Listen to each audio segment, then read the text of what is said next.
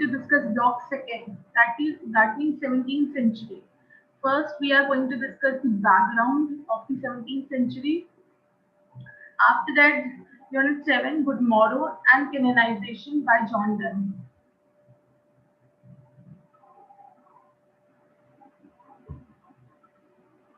So 17th century. It was a century of Tudor monarchs. It started in 1603, as you can see in your screen in the PPT as well. It was a period of Elizabeth I. She died. I mean, in 1603, Elizabeth died, and after that, Tudor monarch started, and her Stuart cousin, the Scottish king James VI, was enthroned and as James I of England. So what happened? In 1603, Elizabeth I died. Okay, and now the monarchy, the kingship is empty, and someone has to take the throne. So the Scottish king, who was the James VI of Scotland, now became the James I of England. Later, he escaped to save his life from Catholic people. What happened? Because he was a Protestant and he was revolting against Catholic people. So Catholic people decided to kill him. So to save his life, he was escaped from England. Then started the period called Reformation. This movement, which marked the beginning of Protestantism, that means it was a period of Protestant people, literature began to explore the human soul. Because as I told you before, people were shifting from superficial things to humanity. Okay, even this period is also known as the period of humanity. People were shifting from superficial stuff, nature, God. Now they are shifting to the science. So this movement remarked as a Protestant period. Literature began to explore the human soul. That means literature is basically focusing on what human wants, what human desire for, what is the need of human. Before that, it was a period when people were focusing on how we should worship God, how we will please the God. But now, after Reformation, the Reformation started, people started focusing on how what human desire for, what is a what is a life human want, and how human can live a life this materialistic life peacefully, gradually, happily. Okay, so this was a period of reason, not religion, as you can see in the screen, was a driving force. The people were saying at this time that we are not focusing on first open page number 77 of your textbook. Okay, in the page number 78, you will find out that the Reformation was a religious movement led by Martin Luther. He was born in 1483. Okay, which struck at the very foundation of Roman Catholic Church.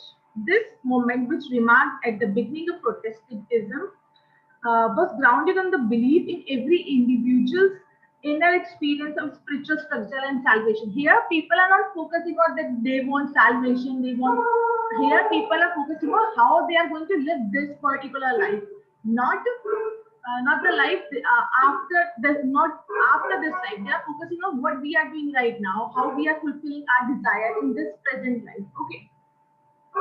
A new political and religious identity that led to the re-examination of the relationship between man and God has a great impact. Now, obviously, political and religious identity are at stake. People are like thinking how they want to live their life now, because this is a period of humanism. Now, obviously, every human are wondering how they want to live their life. So, new political parties are coming, new religious identity are making, Protestantism, Catholic Church, and there was one more in the period of Elizabeth. She decided that both people, that means Protestant and the Catholic people, they both can live together happily. I'm not going to prioritize one of them. Both are equal for me. So here, because of the stability led by Elizabeth I, a new political and religious identity established in the period of Reformation. Okay. During this period, known as the Reformation, people began to search for individual expression, how they are going to express themselves. Okay, and the meaning. What is the meaning of my life? What I am going to express? What I am putting in this particular life? What is the importance of my life? So now people are focusing on everything which is related to themselves. Okay, the influence of Renaissance individualism was evident in the belief that faith and salvation would help men to directly approach God without the intervention of the church or the priest. Now, people are, because of the Renaissance, what happened? People are starting what they did. They started questioning Catholic Church, they started questioning clergy power, they started questioning God's power. So they were like, and now we don't want salvation. Instead of salvation, tell me how we will learn to establish that salvation, how we will learn that science which will help us to, which will help me and my loved one to save their life. So this was the period of Reformation. In England, Protestantism came with Henry VIII, okay, and Elizabeth I. Literature began to explore the human soul. There was a conscious effort to redefine its relationship with power, science, history, and the future. So evolved a new genre and innovations. Reason, not religion, was the driving force. As I told you, man was the important, most important subject of the Reformation. Remember that. A new language, literature, national and international identity was created.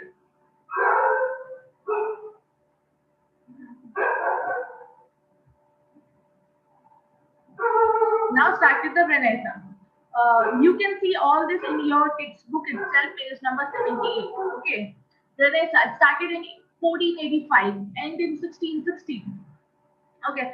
As we have studied in the first unit, the Renaissance or the rebirth of learning is the moment that originated in Italy, as I told you. It reached its peak in the early 16th century with writers like Petrarch and Boccaccio. These two are the Italian writers who, who pushed people to start the Renaissance movement. Okay, and in England during the period of Elizabeth I, from 1558 to 16. Not three, this period started. The Renaissance is marked by events like Columbus' discovery of America. Okay, in 1492, Copernicus, sorry, Copernicus and Galileo proved scientifically that the Earth is not the center of the universe. Before that, what they used to think? They used to think that Earth is the center of the universe. But now they are saying that no, Earth is not the center. Sun is the center of the universe. Earth is not the center. Modern science, mathematics, astronomy were also born then. This was a golden age of English literature because people are exploring more and more. They are like going into the depth. They are discovering new things which they never discovered. The literature, nevertheless, did not fully flourish until the last 20th century, 20th year during the reign of Queen Elizabeth. The literary development of the early 16th century was weakened by the diversion of intellectual energies to the religious struggle between the Roman Catholic Church and the Church of England, a product of Reformation.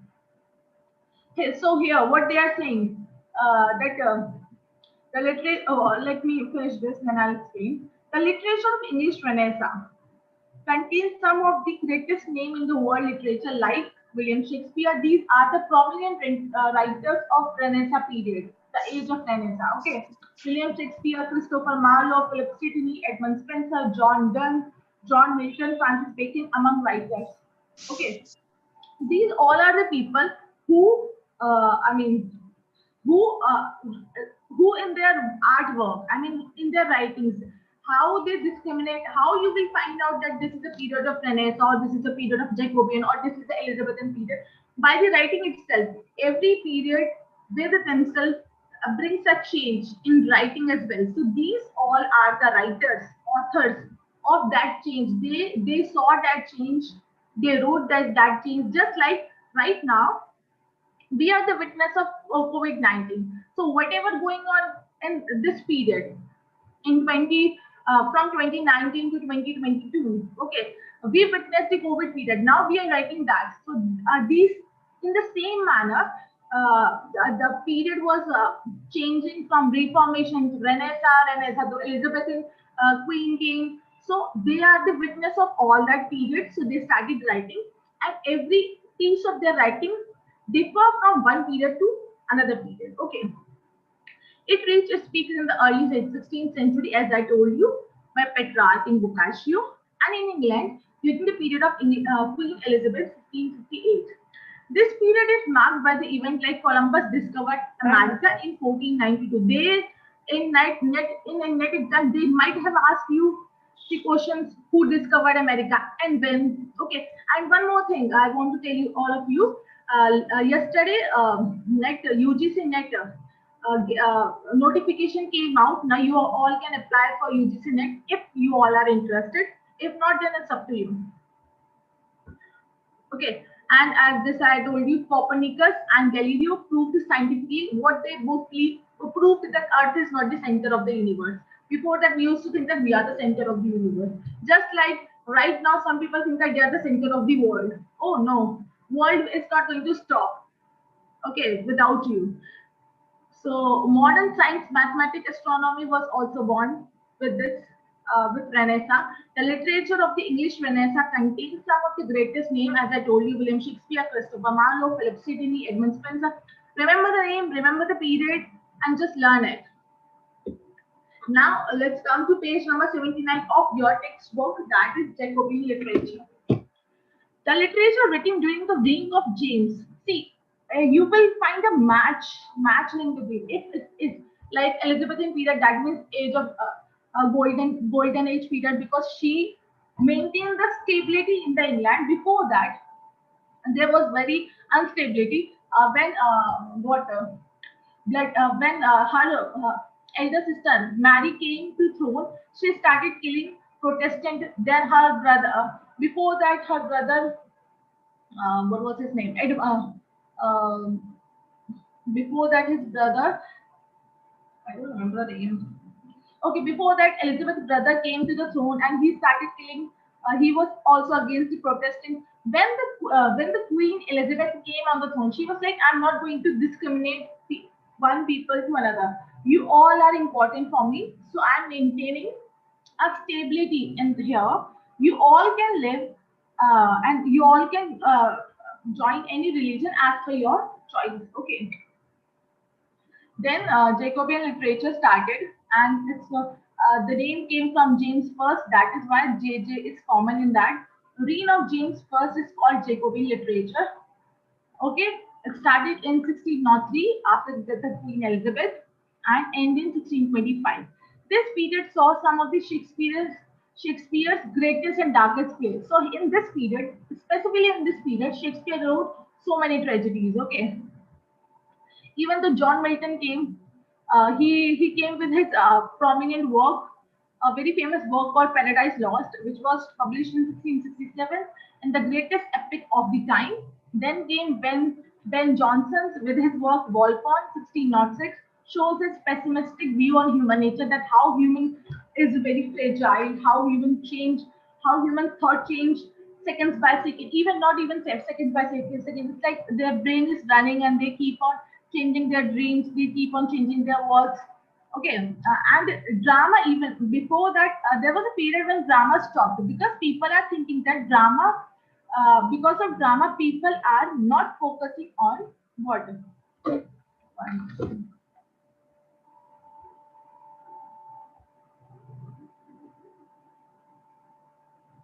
Yes, you all can apply for UGC net if you are in the first year as well.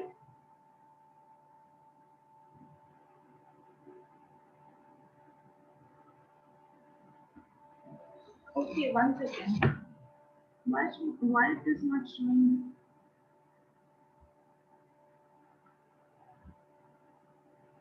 Please check. Can you all see the PPT right now? Now it's okay, ma'am. No, it's not fully visible. You have to click on the edit, disable editing or enable editing. Enable editing. Click on that. Okay.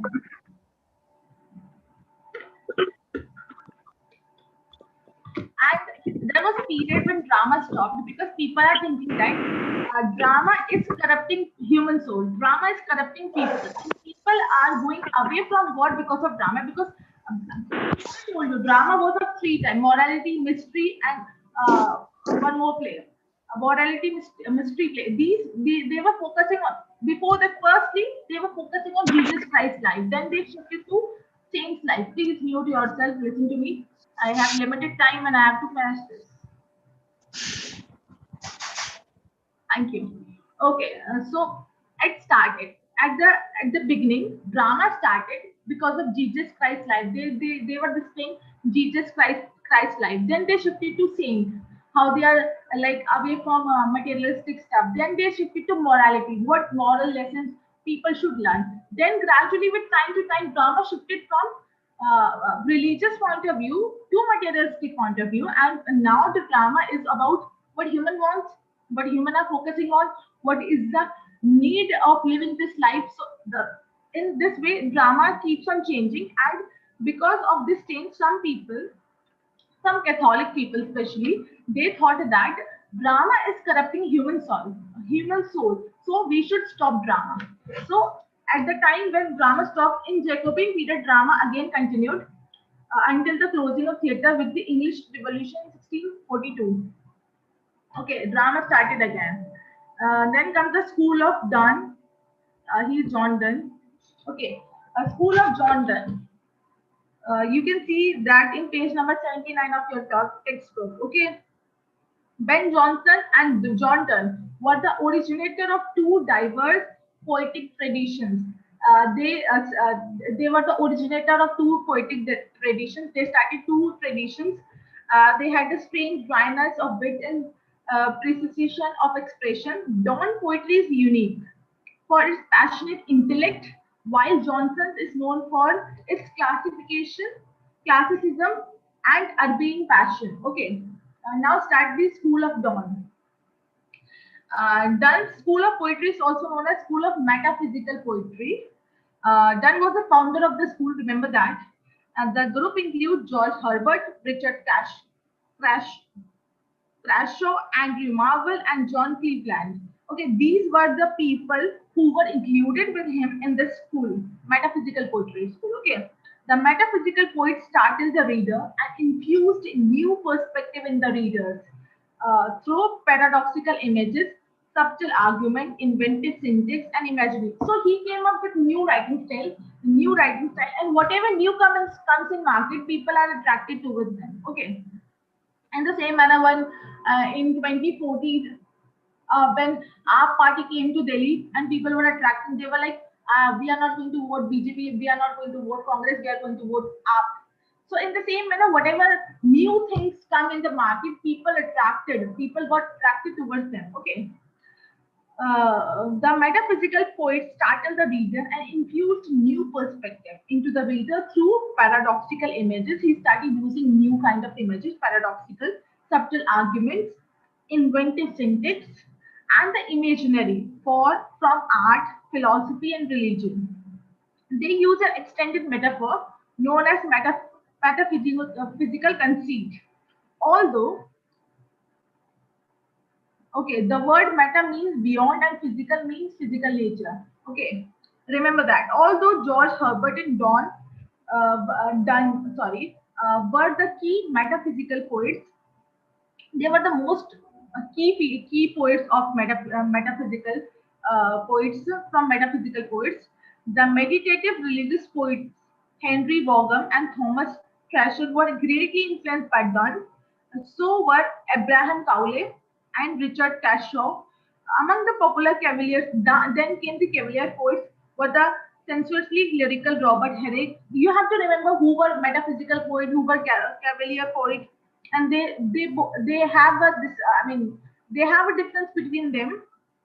Okay, metaphysical poetry means poetry that goes beyond the physical world. So they are started imagining. Okay, means world of senses and explore the spiritual world. Then again, there was a period called John Milton period came, and he again shifted from humanity to religious point of view. He started writing the most famous writing of John Milton is Paradise Lost, Paradise Regained, and he shifted people from materialistic stuff to the spiritual one. Okay, then comes the school of Ben Jonson. Okay, let me finish this first. Okay, metaphysical poetry refers to a type of very intellectual poetry. It is very intellectual poetry. Okay, this type of poetry dealing with abstract or philosophical subjects such as love, religion, God, beauty, faith, and so on. The term metaphysical implies a process of dry reasoning. Okay, they were reasoning something, but that is not good. Dry one. A speculation about the nature of universe and the problem of life and death. Now came the late Renaissance. After Queen Elizabeth I died, childless, because she's known as the Virgin Queen, that means she didn't get married. Okay, English society quickly went downhill. In 1642, England erupted in civil war. Those who supported the monarchy were called Cavaliers. Now there is a difference you can see. Who were called the Cavaliers? Those who want monarchy in the England, and there were people who want parliament. They were fed up of king, queens, and monarchy. They want their country should be free, democratic, republic. Okay, so they supported parliament, and those people are called roundheads. Remember that. Those who supported monarchy, known as cavaliers. Those who supported parliament, known as roundheads. Then came the poetry of cavaliers. Many cavaliers wrote musical, light-hearted verse that was popular with the royal court. Okay, the cavalier poets frequently advocated the philosophy of carpe diem. Carpe diem is a carpe diem means seize the day. Okay. In other words, the philosophy of carpe diem means to live for the moment. Live, as I told you, this Cavalier poet were like focusing on humanism. They were like live for the moment, live for cheerfulness, focus on present life. Don't focus on what will happen after life and whether you will get salvation or not. Just don't focus on that. Cavalier poets were focusing on humanism, humanity, and roundhead people were focusing on spiritual things. Okay. Now the Cavalier poets. The Cavalier poets were the school of English poets of 17th century that came from the classes that supported King Charles I during the English Civil War first. Civil English Civil War started in 1642 to 1650. The history is very huge of England. You will have to shift. You have to shift again one by one. I just out a bit how much I can possible in a one specific class. You have to read this by your own anyhow because I cannot explain each and everything here in the class. Okay. The Cavalier poets were the school of English poets of the 17th century. Remember that. That came from the classes that supported Charles I during the English Civil War that started in 1642 to 1651. Charles, canonizer of the fine arts, supported poets who created the art he craved. These poets, in turn, grouped themselves with the king and his service, thus became Cavalier poets. Then started civil war, which started in 1642. Conflict over who should control the army, the king or parliament. Now they are saying that army will be on which side? Either the monarchy will handle the army or the parliament. Fighting. There was period that is called the interregnum. Interregnum period. Okay, I will explain that. One second. Okay, come to this is left from my side. Come to page number 81. 6.8.1. There was a civil war and the Puritan interregnum. Okay, I need to explain this. This is important. When the war broke out in 1642, when civil war started in 1642, James' son Charles I was the king. Okay, Charles had inherited his father's view of kingship, but not his strength. Charles has that kind of thought, that kind of mental stability like his father, but he doesn't have that much strength to rule the England. Okay, he did not recognize the growing strength of merchant and middle class because at that time merchants and middle class people they were like making a group for because they don't, as I told you, Cavalier people, they don't want monarchy, kingship. So in the middle class and the merchant people, they started making a group. They were like, we don't want monarchy, and they started making a group against monarchy. The war officially ended in 1649 with the execution of Charles I. In a revolutionary move, Parliament forces captured Charles and beheaded him. See, here what happened? Parliament, they captured Charles and they killed Charles on 30 January 1649. In the history of England, the period from 1649 to 1660 is known as the Commonwealth period of Puritan interregnum, because in this period there was no monarchy, there was no parliament. Remember that. This from 1649 to 1660 is known as a period of Commonwealth period, also known as Puritan interregnum. During this period, England was ruled by Parliament under the leadership of Oliver Cromwell. So Oliver Cromwell was a person from Parliament. He was ruling England. That time, monarchy stopped. Okay. Oliver Cromwell became the Lord Protector, a dictator, President of England. The government was styled first as Commonwealth and then the Protectorate. This gave rise to Commonwealth period. Monarchy was restored again. Then people find out, people were fed up from monarchy, so they want parliament. Parliament came, ruled by Oliver Cromwell. Then Oliver Cromwell did something wrong, or which England people didn't like, and they again they again finished the parliament. They were like, we don't want parliament. They again want monarchy, and then again monarchy restored in 1660. So from period 1649 to 1660, that was a period of parliament, a blank period where monarchy was not there, kingship was not there. So that period is known as Commonwealth period and Puritan interregnum. Okay.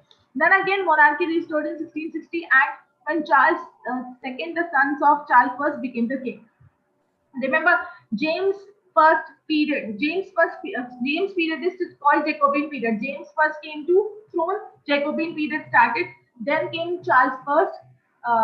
Came with a civil war. Because of him, civil war happened. And then Charles first died, beheaded by parliament people, beheaded by middle class people. Then came the Charles II.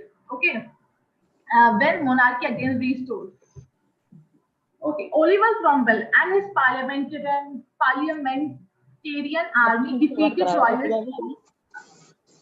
Who is this?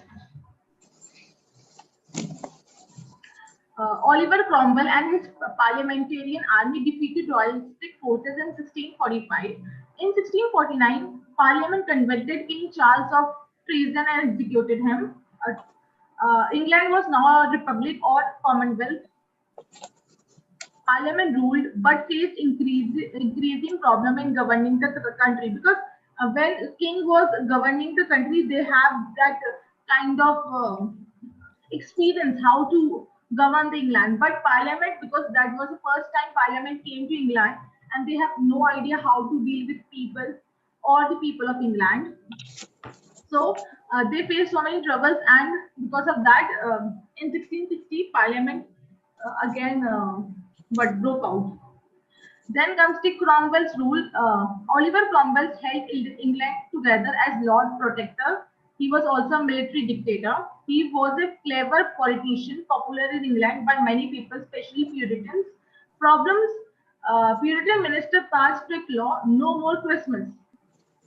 Okay, Cromwell was hated in Ireland and Scotland for masquerades committed during his invasion. When Cromwell came to England, he was in the power. He said there will be no Christmas, okay, and also the hate. There was so much hate coming for Cromwell from Ireland to Scotland and Scotland. Then came the end of revolution. Cromwell died in 1658. Okay, his son Richard took over but was incompetent. In 1616, Parliament invited Charles II to return to England and take the throne. England would never again be republic, but Parliament had new power after the Civil War. Remember that, okay? There was a huge paragraph. You will find out in page number 81. Conditions prevailing at the time of restoration. You have to read it by your own because I have to quickly finish it. Okay. So this is all about from my side, a very gist of 17th century's background.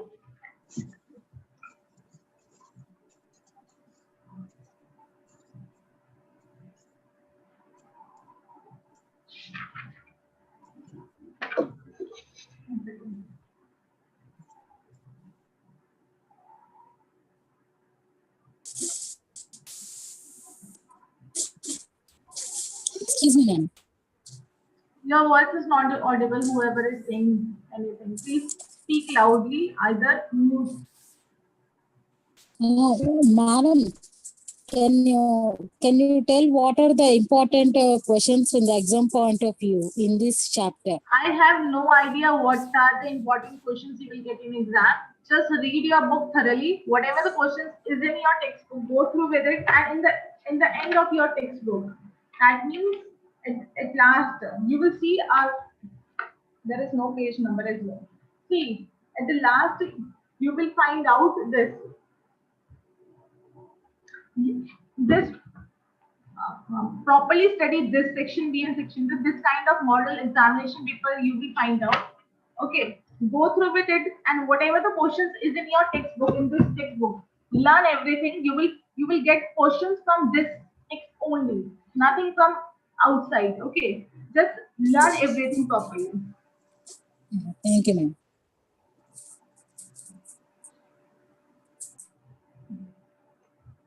Now, Unit 7 and Unit 8, Metaphysical Poetry. Let me finish this.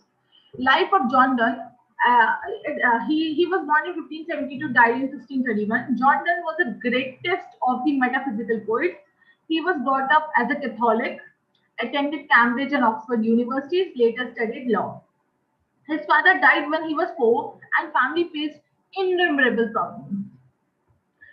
He was born in London in 1572, as I told you. Poet, he was a poet, satirist, way of criticizing people in humorous way. Satirist means a person who is criticizing people in a very humorous way. Okay, he was a lawyer, even he was a lawyer and even a priest.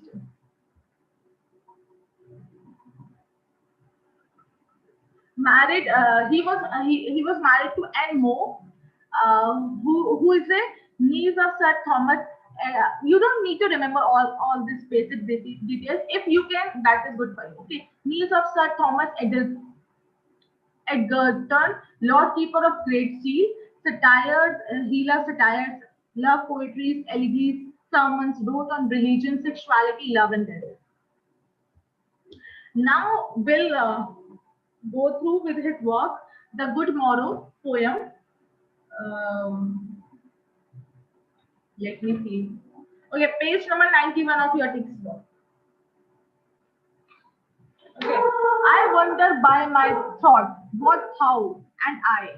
Okay, I'll explain you. Good morrow basically means good morning. People greet each other in the morning using this salutation. Good morning. Even we say that good morning. Here it refers to a spiritual awakening, but here good morrow not means basically good morning, which we greet each other.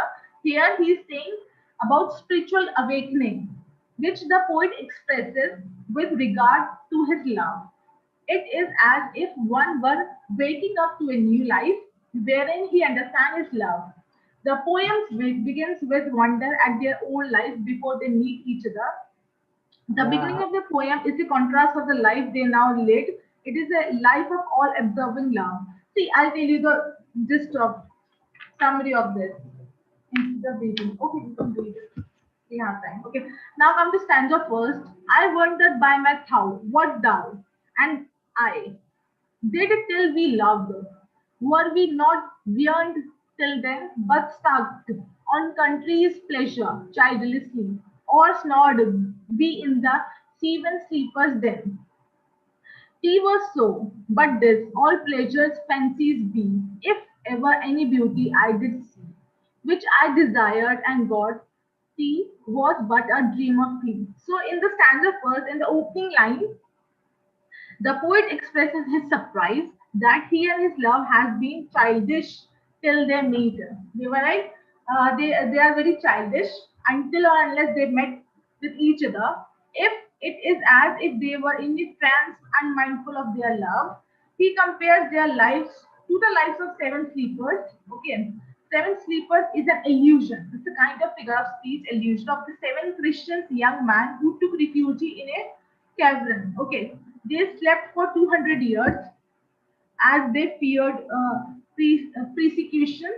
They were oblivious of the world around them. The happiness that he now visualizes is so great that the previous pleasures seem inconsequential. Many beautiful women had come his way, but now they seem to be mere visions of beauty. Done contrast the present with the past. See what he is doing. He is comparing his present to the past, which he asserted was devoid of love. That what the love he had at the beginning of his life, and now what the love he is facing. Okay, they were akin to infants yet to be weaned from their mother. Life without love, he says, is akin to seed. All other pleasures. Here he is saying that a life without a love is useless, and he's comparing, he's like looking at flashback, he's comparing his present kind of love to the love he has when he was childhood, he was in his childhood. Now look at the PPT. Okay, The Good Morrow by Johnson was published in 1633 in his posthumous. Posthumous means after the death of John Donne. Posthumous means whatever is publishing, that is publishing after the death of that specific or particular writer author. Okay, collections. This poem is you will find in the collections of songs and sonnets. Give me a minute of break. I'll have a sip of water.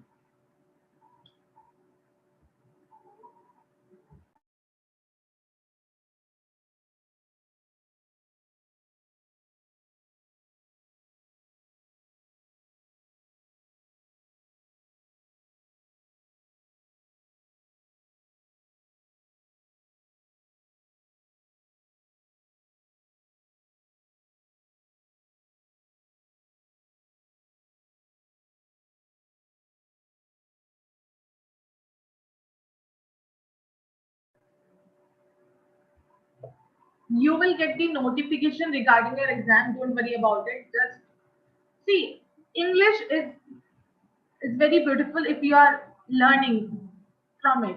Every subject is beautiful, but if you are just looking for exam and the important questions and you want to just crack exam, then you don't need to attend these classes. Just read your book, read your questions. Whatever in every textbook, you will get some questions of every chapter. Read it, learn it. You will pass exam in a very good marks. Good marks. Okay. Don't come to class. Don't do all this. It's useless. Okay, the Good Morrow is a celebration of love, which it represents as an intense and unparalleled pleasure. Okay, here he is saying that love is a very pleasurable stuff. Now again,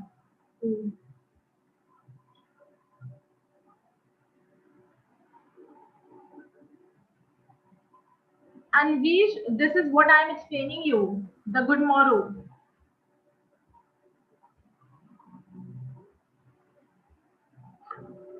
The Good Morrow is a celebration of love, which it represents as an intense and unparalleled pleasure.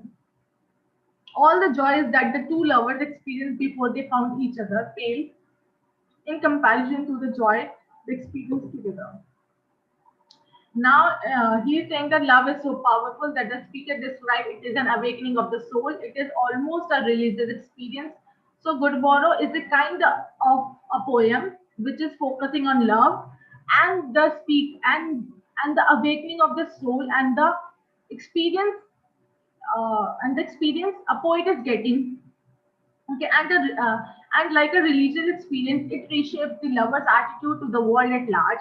Like monks and nuns who dedicate themselves to religious practice, the two lovers dedicate themselves to love, our adventure, and career success. So here he is saying that if a two-person is loving each other, they are not focusing. They are not focused.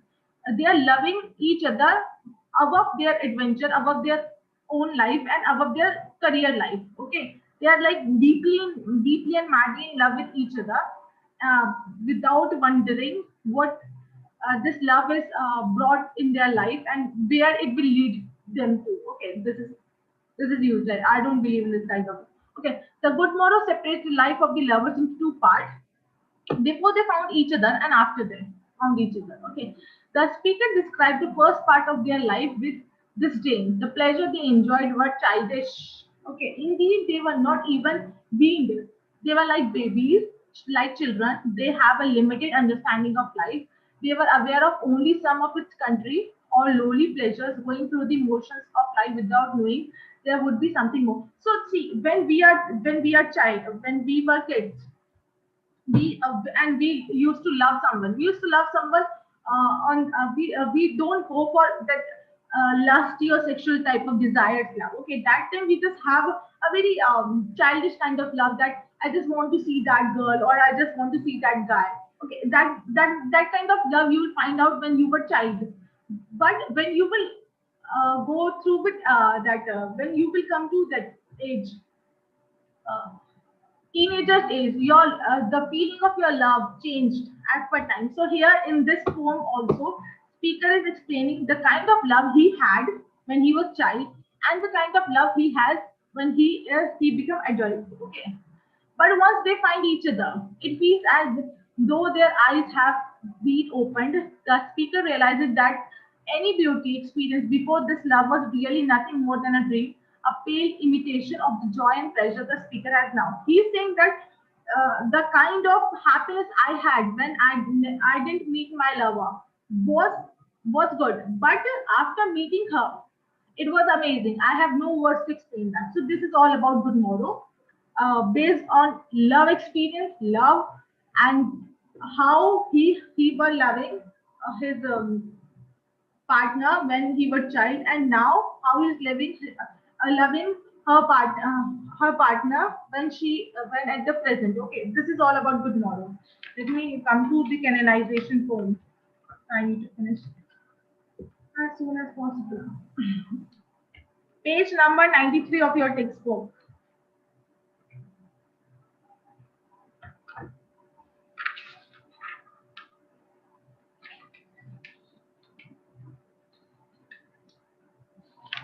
And then we will go through with the questions of this, so you will understand properly.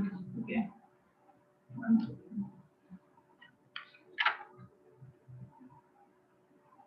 Yeah. In the canonization, Donne set up a five-stanza argument. So in the poem canonization, you will find five stanzas: one, two, three, four, five. Okay. The line started, "For God's sake, hold your tongue and let me love." भगवान के लिए मुंह बंद रखो, मुझे प्यार करने दो. Unable to see your presentation, ma'am. Why it is Can you see my presentation now?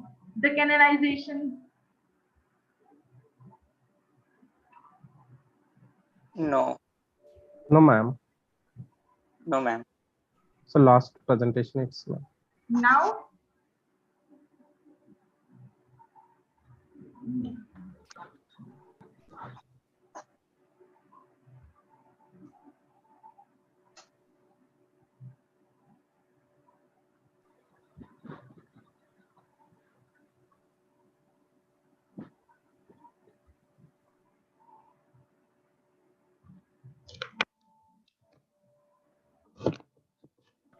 can you all Yes, see we can now? see, ma'am, now. Yes, ma'am. Okay. In your textbook, it's page number 93. You will find the poem canonization. It started from a line called, "For God's sake, hold your tongue and let me love." Can anyone explain me what this line depicts? Let's have an interactive class session.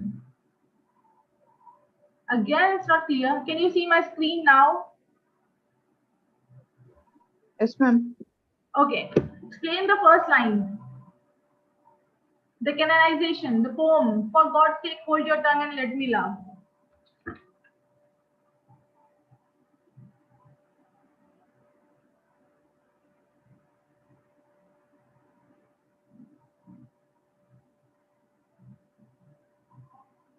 Okay, let me explain. Come to page number 94, stanza 1. Okay. The poems begin with an admonition.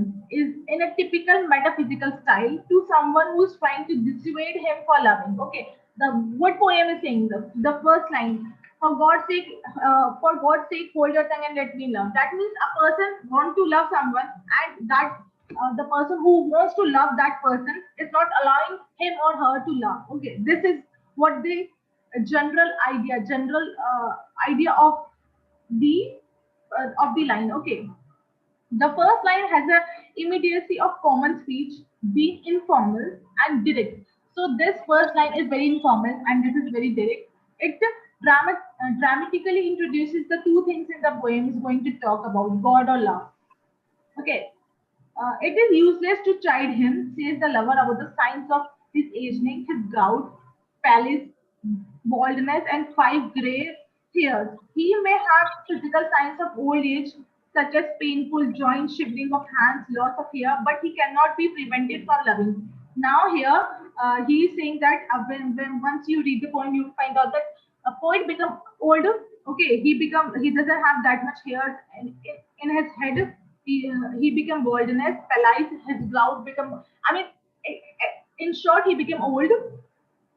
But he's saying that if either I become old, I have the caliber to love. Okay, so let me love. Similarly, it is a meaningless to chide him about his love. He seems to be extolling the need to make love while we may. Readers at the time of poem composition would have recognized this and possibly anticipated the genre of poetry to follow. Again, Dawn challenges the preconceptions of reader by refusing to conform. In the second half of the first stanza, the persona dismisses the criticism. Okay, let me explain this. This is so much. Okay, in the canonization, Donne set up five stanzas. Remember that argument to demonstrate the purity and the power of love for another, of his love for another. Each stanza begins and ends with a word called love. So every stanza, if you will see that the ending of the line is in the first stanza, so you will let me love, ends with a word called love. Second stanza, though she and I do love, again ends with love. Third stanza, mysteriously by this love, again with love. Fourth, us canonized for love, again love. And the fifth, a pattern of your love. So every stanza ends with a word called love. Remember that. Okay. The fourth and the eighth line of each stanza ends with word also ended with OBE. That means the pattern of consistently. The rhyme scheme used in this poem is AB, BA, CCCAA, all of which unifies the poem around a central theme.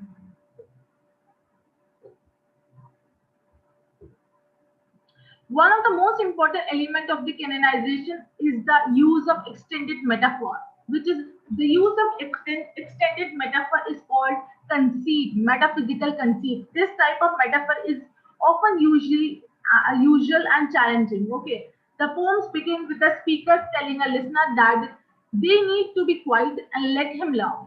Please keep quiet and let me love. One will soon discover that love is the most important thing to the listener.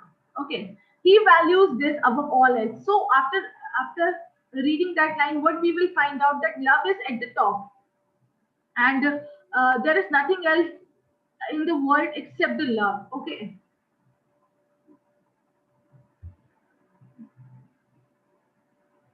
The speaker goes on to tell the listener to do anything but bother him about his love. He was like, do anything, just stop bothering me, stop distracting me to love. Okay, this person would make fun of his critics, get a job, go to school, or meditate on the face of the king.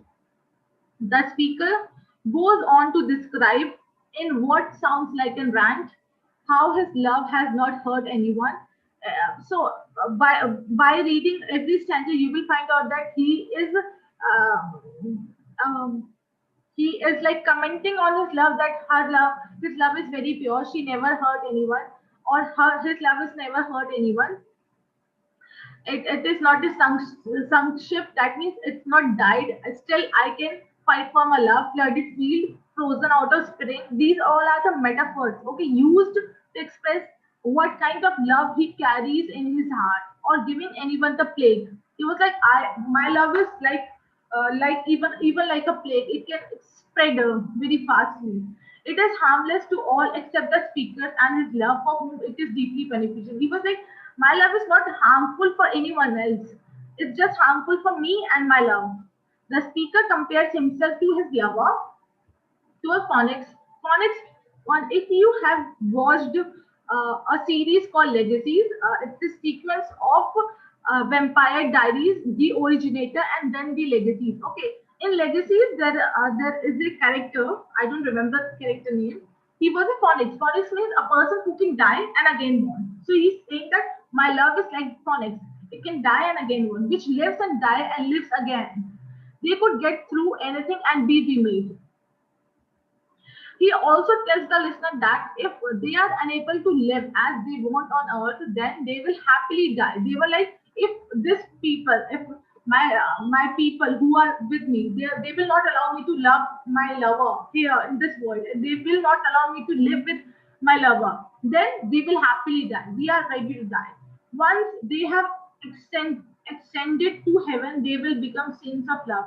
They were like, once we will go to heaven, we will become the saint of love. What is this rubbish? I don't like it, but you have to read it. Okay. The position might not afford them grand tombs or a place in history, but their stories will be told in sonnets and love songs.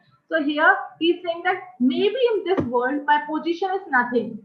I will not remember by many people, but when I will die, my stories will be told in sonnets. Sonnet means I told you, no, 14-line poem or in love songs. So my love will be like eternal. My love will people is going to read my love as we are reading this drink into true. Okay, people will read my love of in the form of sonnets and love songs. They will have the ability to look down on earth and see all the lovers praying to them. In conclusion, the speaker states that he knows they will be unhappy with what they see. The lovers on earth will not be loving in the correct way. They will encourage the lover. Okay. So this is all about the canonization and the good motto. Hope you all understood a bit. Let's go through with the question answer. Or else I'll. How many classes we have left? Five. I have still half an hour. Okay, let's go to with Unit 8 Paradise Lost. Let me finish that. Come to page number 99. Let's read a bit about Milton. Okay, in this unit we shall discuss.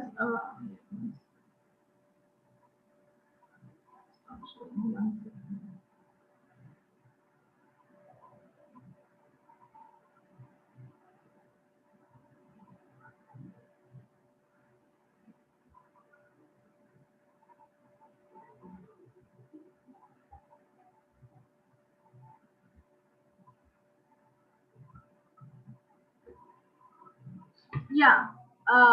Now come to page number 99. Paradise Lost, Book 1 by John Milton. Book 1 of Paradise Lost begins with the prologue in the Milton's performs the traditional epic task. K. Kanya, do you have any question you want to ask? Tell me. Tell me.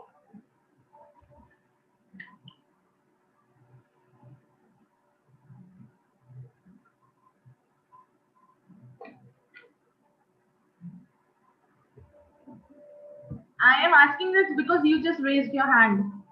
Okay, let it be. Book 1 of Paradise Lost begin with the prologue.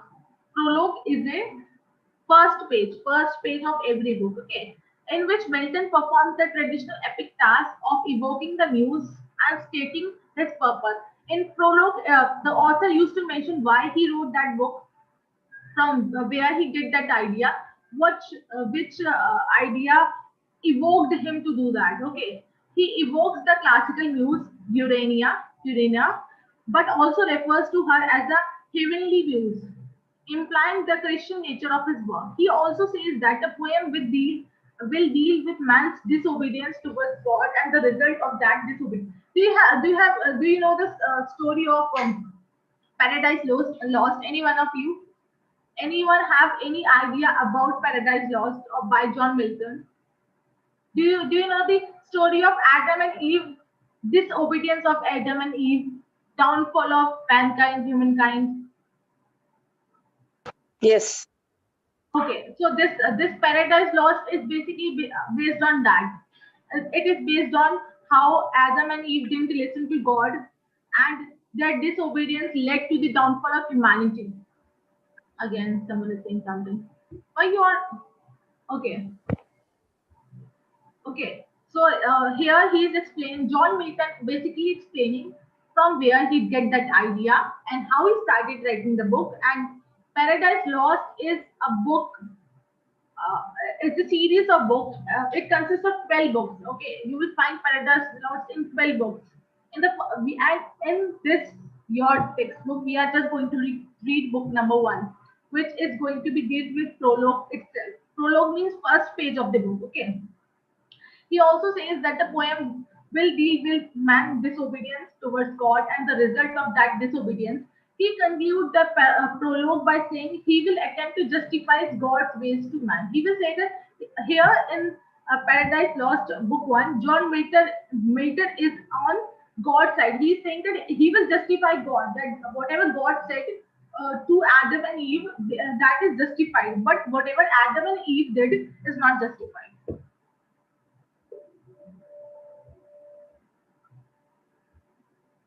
Following the prologue and evocation, Milton begins the epic with a description of Satan. Satan means Shaitan, lying on his back with the other rebellious angel, chained on a lake of fire.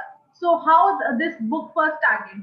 That it was showing the scene of Satan. Okay, he was in the backside with other rebellious angels. Rebellious angels means who were not listening to the God. The angels who are with Satan, not with God, are the rebellious angels chained on a lake of fire. They were like chained in a lake of fire. The poem thus commences in the middle of the story as epic traditionally. So poem started in medias ars, medis las, which started from the middle of the poem. Basically, what poet used to do that?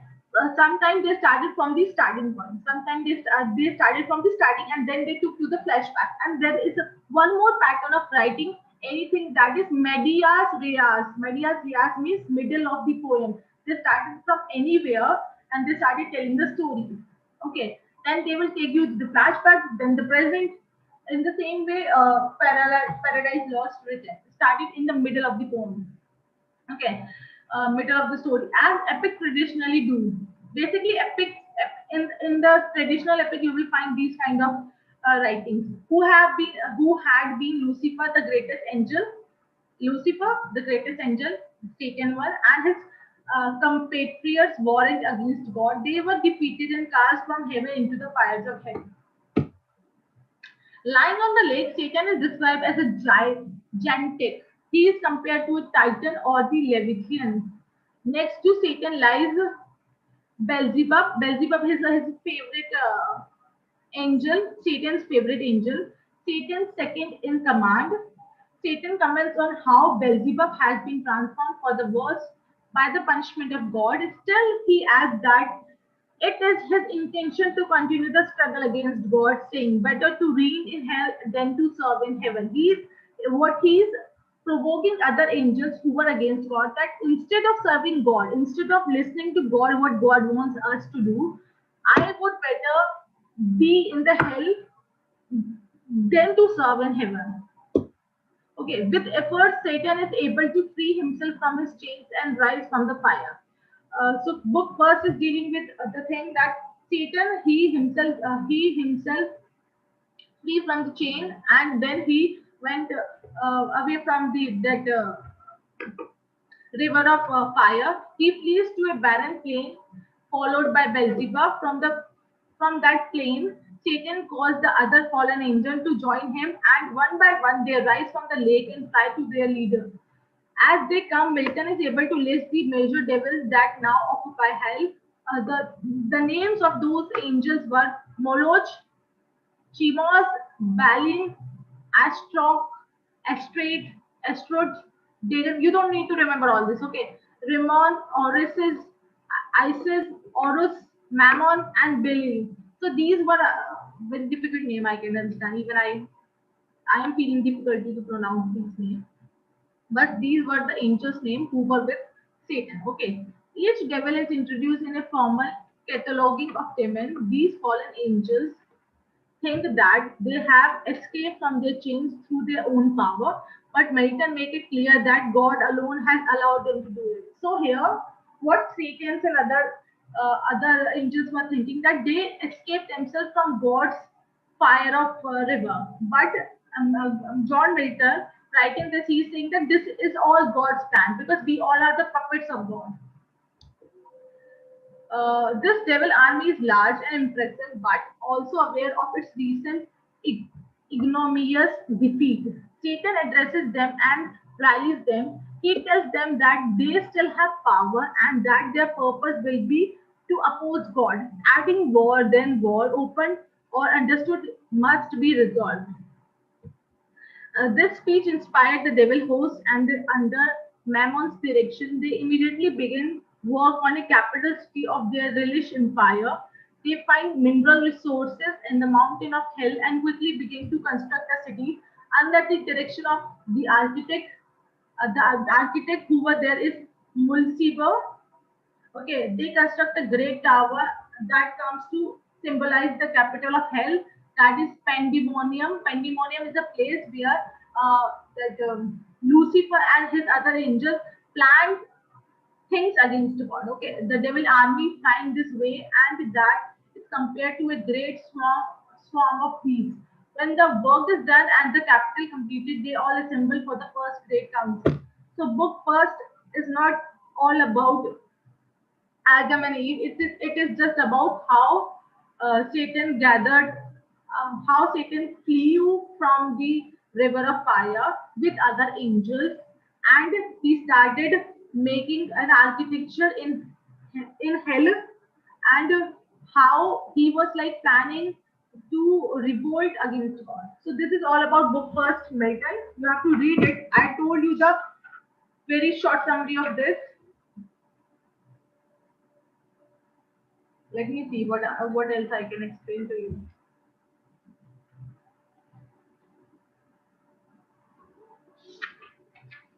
Now let's go through with all the questions we finished till now. Come to year 6 again. Okay. Come to page number 79. What do you know about the literature of Renaissance period? So what kind of literature you will find in the period of Renaissance?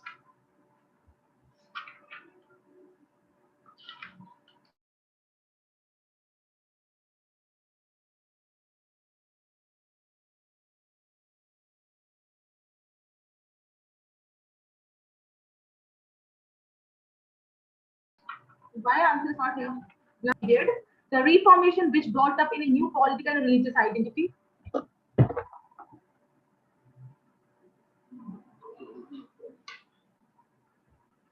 Hello, can you all see me?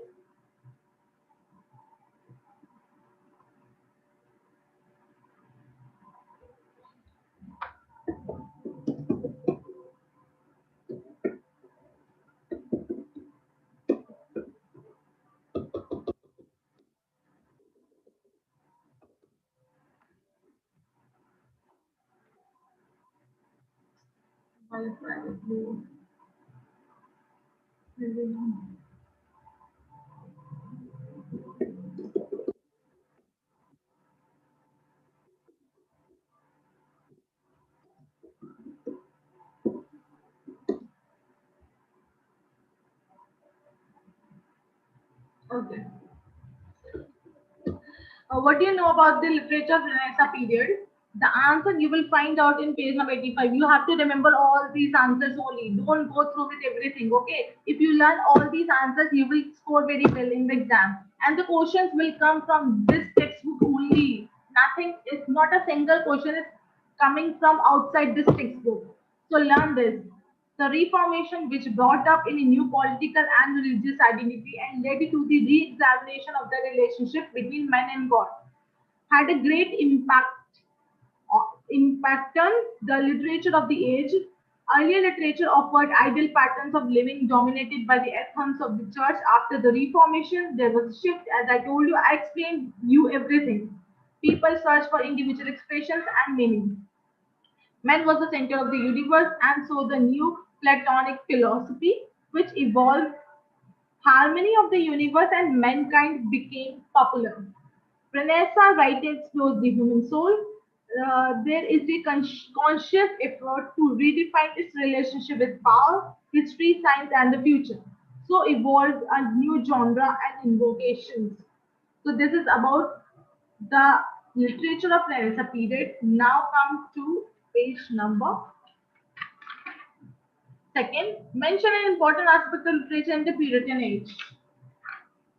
During the Austro period of Puritan rule, theatres were closed and literature fell bit into a bit of slump. Poetry was considered good only if it talked about God or holy stories, and narratives were seen as nothing more than falsehoods and lies are sinful. As I told you, theatre was stopped. There was a moment when theatre stopped because people are thinking that drama and the theatre are corrupting human beings and human souls. Till the time theatre was showing Jesus Christ's life and the life based on morality or the saints, till that time theatres were good. But when theatres were shifted from uh, God to humanity or humanism, they some people are considering theatre is corrupting human. Okay, that was a period called Puritan period. Puritan people used to think that theatre is corrupting humans. Now come to page number 84. What were the literary forms during the 17th century? The popular literary forms of the time were the essay, the letter, the satire, the parody, the burlesque, and the moral fable. In poetry, the most common verse form was rhymed couplet, which reached its peak in Pope's heroic couplet. Okay. The theatre saw the development of heroic drama, the melodrama, and the sentimental comedy, and the comedy of manner. You will find all these comedies in at this time only. Okay. The literature during the period of Restoration and the 18th century is fittingly categorized under the age of Dryden, Pope, and Johnson. After the three great literary figures, the so-called they carried on so-called classical traditions. The age as a whole is referred to as the Augustan age or the classical or new classical period. New classicism dominated by English literature from the Restoration from 1660 till the 18th century. Romanticism evolved. So remember this, learn this thoroughly. Just give me a break of 2 minutes. I'm tired of speaking. Okay.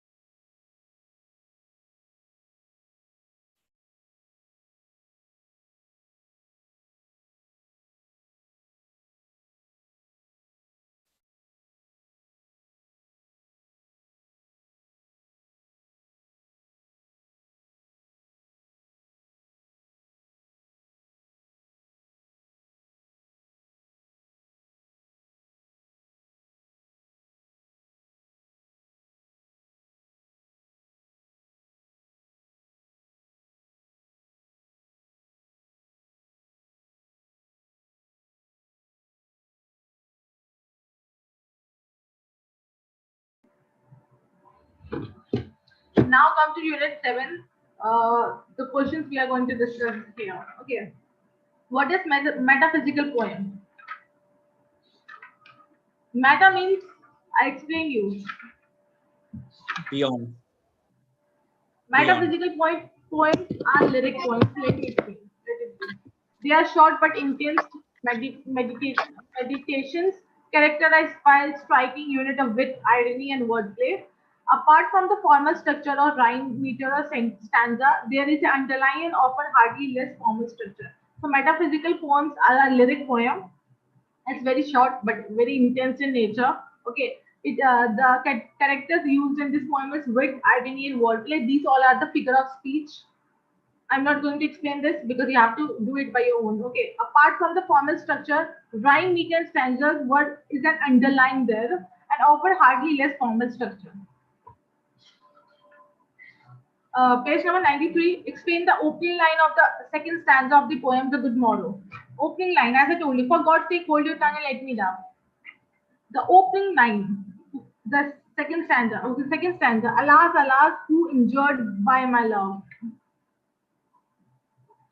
The opening line of the second stanza deals with the perfection of lover's present experience of love.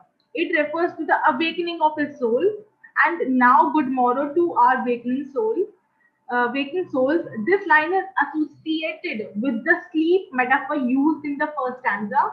The lover emphasizes what he emphasizes, that he and his mistress can trust one another since the unity of their souls precludes any possibility of unfaithfulness on their part. He's saying that alas, alas, who's injured by my love? Who got injured because of my love? Because my love is very pure, very beautiful. She never hurt anyone, so no one is getting injured because of her. And that's the trust they have for each other. Okay. Then comes the page number 96, third question. What do the last line of canonization project? In the last three lines of the poem, done applies. One second.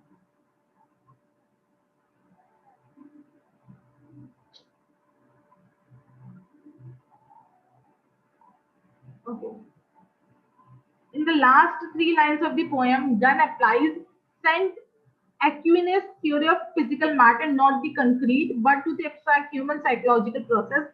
Whatever dies was not mixed equally. It is a reference to Saint Aquinas' theory.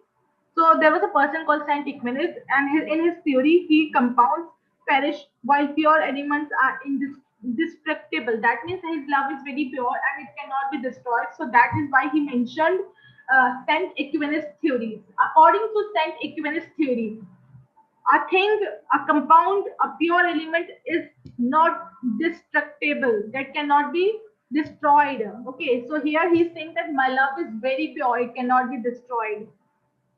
Thus declared that their love will be eternal, since it is unmixed and the intensity of their love is equal.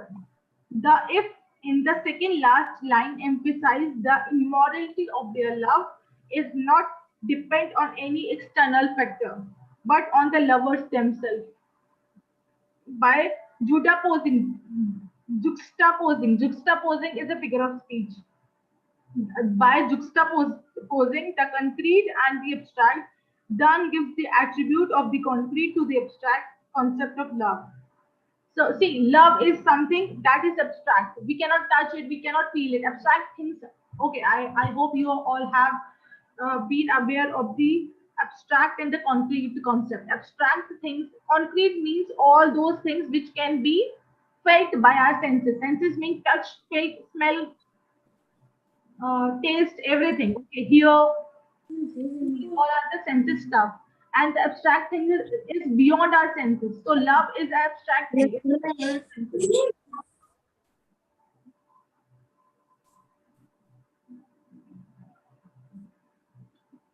Let me finish. Then you can read, do anything. Okay. So love is the abstract concept. It is beyond our senses. And here, John Donne is giving a juxtaposition, posing. That means giving a human quality to love. Okay, he's saying that my love is not destroyed, cannot be destroyed because it is very equal. Okay, though this is logically invalid as per Aquinas' theory, Donne tries to conceive us about the force of his passion. The poem therefore ends on a note to complete assurance that he stresses on the uniqueness of their love. Al-Amina, is there any problem? Yes, ma'am. Tell me. Screen is not visible, ma'am. Okay. Okay, ma'am. Thank you, ma'am.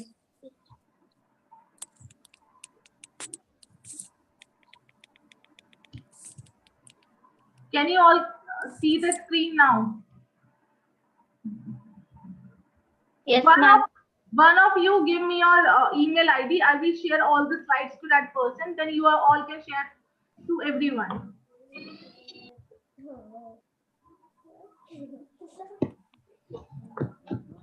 Now come to page number again. Where we were. We were discussing page number 97, question 4. Share one of you your email ID in the chat. I will take it and I will share my slides with you all. So don't worry about slides. Just focus on what I am teaching here right now.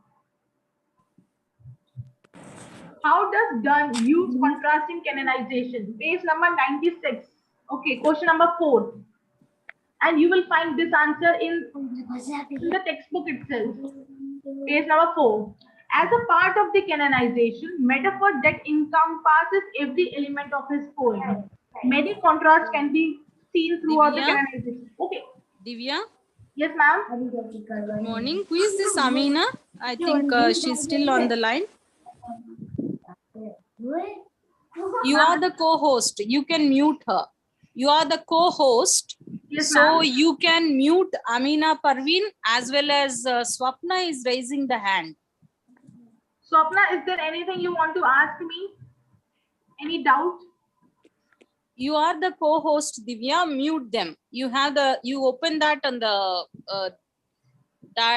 information where you can see all the names, and you mute Amina Parveen, AL Amina Parveen. Okay, ma'am. She is opening her video as well as audio. Shut that. Close that. Mute that. Amina Parveen, you are the co-host, so you can do that. Okay, ma'am.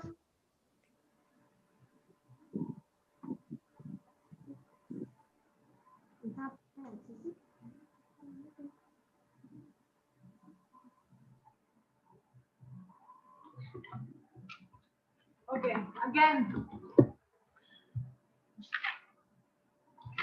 Canonization. So what we studied in canonization, I'll show you. Wait. So you all can answer at least.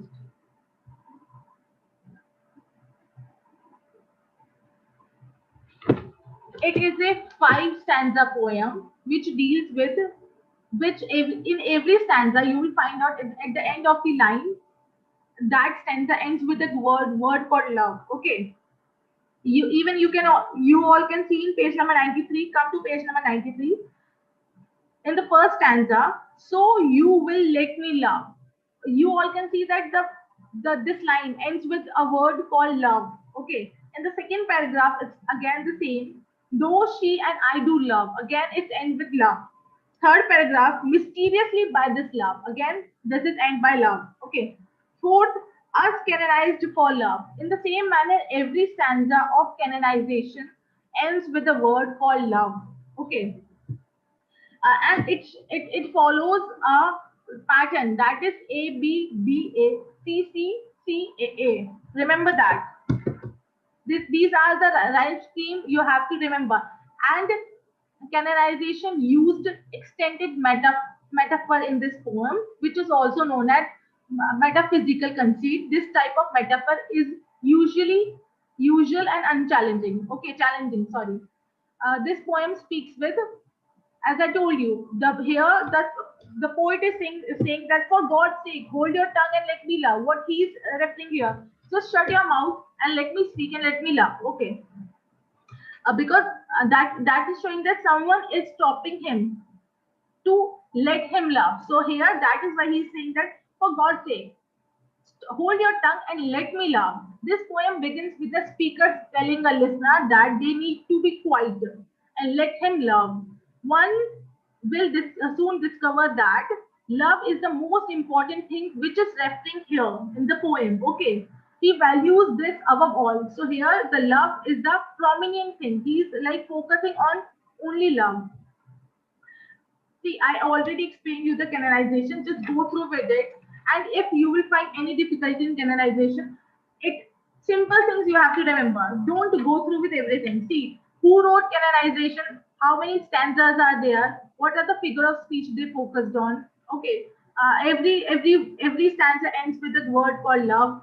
And in this poem, speaker is only focusing on love. For him, love is the prominent thing. He is comparing his love. He's saying that my love is very pure. It is, and even he says that he compared his that love with a theory called by Saint Aquinas. Saint Aquinas is a person. In his theory, a theory says that whatever dies was not mixed equally. So his theory says that whatever the thing, whatever dies, it's a mixed thing. But he's here, John Donne is referring that his love is very pure. That means that is why his love is not going to destroy. It is eternal. And in the Paradise Lost, I'm telling you again, a Paradise Lost in the first book, we are just referring how Satan was free himself from the chains and the river of fire, and how he came to hell, and he started architecturing the hell, and he started building the hell from the help of that person, that Mulciber architect, who architect the hell, that is Mulciber, and then they made a then they made a capital of hell, that is Pandemonium. Pandemonium is a place where all angels sit together and plan against God. Okay, so book first is not about the Adam and Eve downfall. Yeah, Paradise Lost is about the Adam and Eve's downfall, but book first is only referring to what? They are only referring to how Satan free himself from the chain, free himself from the fire of river. And John Milton said that they did not, here Satan and other angels are thinking they are free. They made themselves free from the chains and hell by their own strength. But John Milton is referring that they don't make themselves free by their own. God planned all this, and God, because we all are the puppets of God, and God are the creator of everything, each and everything. So God planned this, and God made this. According to John Milton, God has something in his mind while he was freeing themselves. Okay, and God allowed him to free. So this is all about Paradise Lost, book number 1. You have to read this by your own, because I cannot tell you each and everything. We can only discuss the questions because I have time. Okay, what was the theme of Paradise Lost? Tell me. Any one of you, if you can tell me.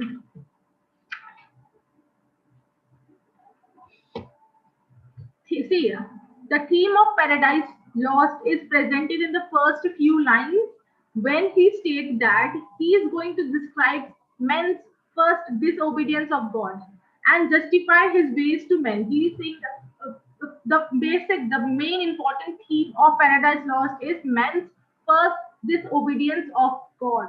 Okay.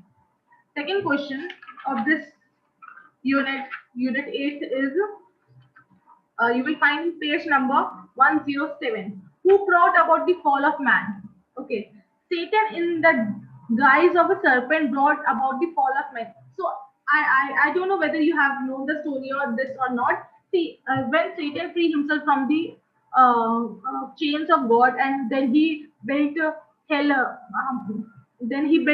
he went to hell, and he decided to enter in the earth, because earth was only occupied by that time by Adam and Eve, and Satan entered into the earth in the form of snake. Okay, so that's what, who brought about the downfall of men, because of whom? Who led the downfall of men? Satan. He came in the form of a snake, serpent, and that he pushed Adam and Eve to eat that forbidden fruit, which is forbidden by God to Adam and Eve. Okay, this was a story.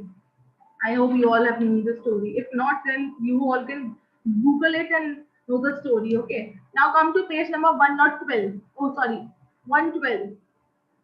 Third, how does Satan purpose to win the war against the God? what he was planning, what he was doing. Okay. Satan purposes to win the war against God through the use of deceit and guile. He was like, what if we are taking a revenge, whatever we are against someone, we are taking negative emotions. Okay.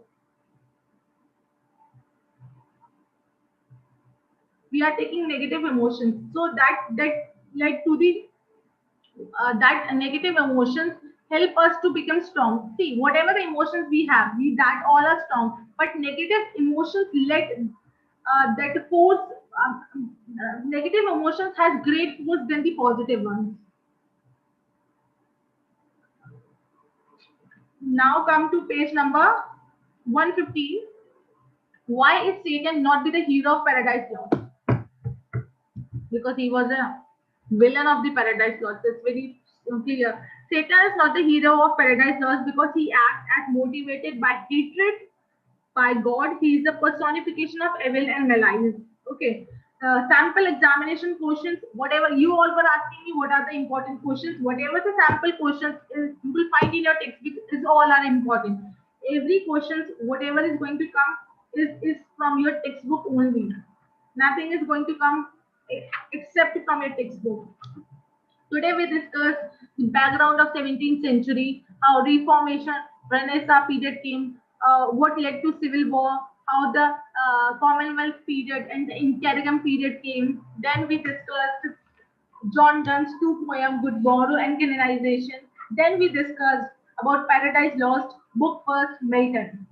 If anybody have any questions from all these 3 units, please ask me. I'm here right now in front of you.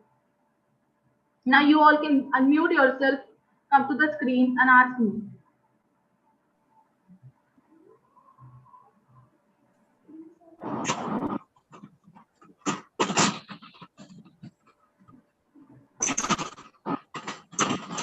Okay, whose ID?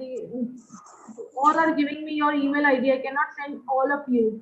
Tell me one's name who is the admin of your group. Tell that person name. I will send to that person. Who is the admin of your group?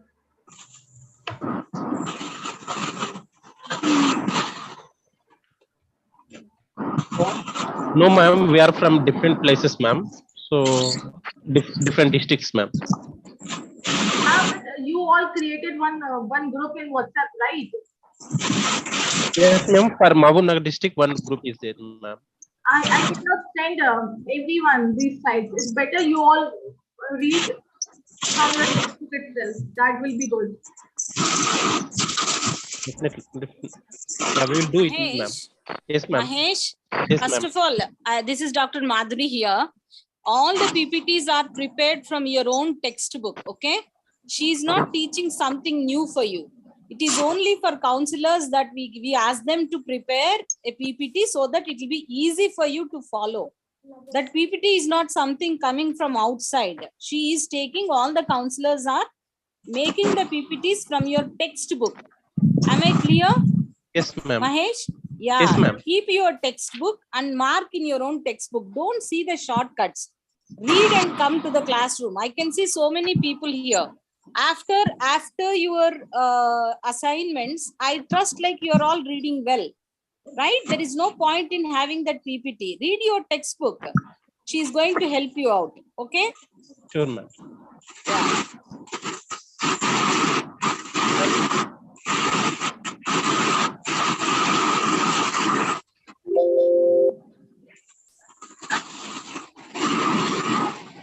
That's all for today's class then. Have a good day. Ma'am, do we have these videos in online, ma'am? So last classes we didn't attend. Is it available online YouTube, ma'am? Yeah, this is live stream YouTube. If you are not able to see me in the Zoom, you can go to YouTube as well. But after this live session, you cannot log in. You cannot go to the YouTube and you will not find any videos there. Okay. Now only whenever the session is going on, we can watch it. Yeah. Yes, thank you, ma'am. Thank you, ma'am. Thank you.